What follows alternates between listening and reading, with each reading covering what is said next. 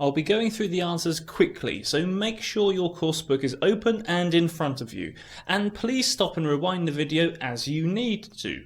So, got your book open in front of you? Are your answers in capitals? Want to know why the answers are the answers? Then let's go. For question number 1, there are 2 clues just before the gap. First of all, the adjective. Adjectives modify nouns, but we don't have the noun that adjective is modifying. Second of all, just before the adjective, you've got that word no. No, generally, for these word formation exercises, always needs a noun of some kind. Here it's no exception. No real what? Well, if we have a look at the stem word, we can see it's divide. The appropriate noun that we need here is division. For question number 2, very simple language pattern structure, and that basically is be plus adjective.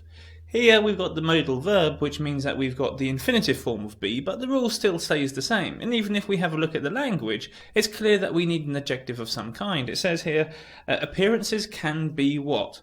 Well, the only thing it can be is an adjective. So if we have a look at the stem word, we can see it's deceive, which means that we've got 2 possible adjectives that we can choose that can fill the gap. We can either say deceptive, or we can say deceiving. For question number 3, the key word here is the word which is after the gap, which is an adjective.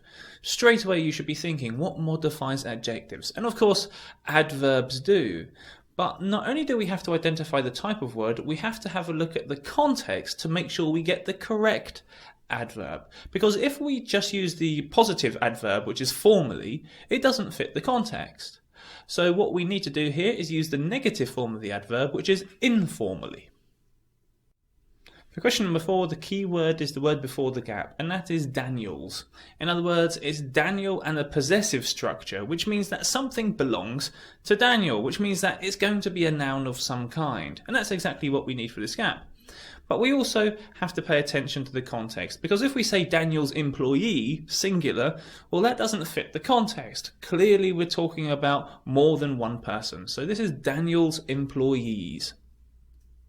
Question number 5, easy peasy. Just before the gap we've got the article, after the gap we've got the noun to which that article refers, which means that we need an adjective here to modify that noun.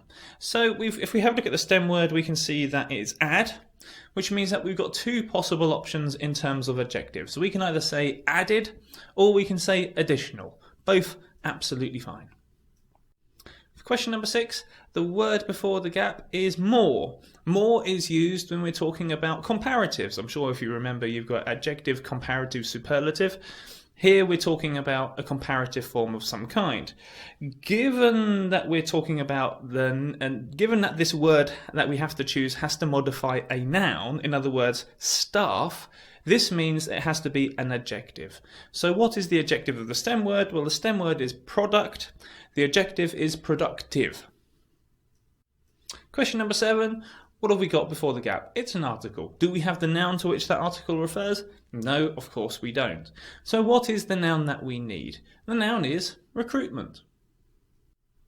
For question number 8, 3 big clues to pay attention to in order to work out what kind of word we need. First of all, the easy one, the adjective before the gap. Adjectives modify nouns. We don't have the noun that adjective is modifying. Secondly, just before that adjective, we've got a possessive pronoun. That means that there has to be a noun. So his what? So this is another clue that it's a noun. Also importantly is the structure before that, which is one of. In other words, it's not a singular noun we're after, but a plural noun that we're after. So the answer here is competitors.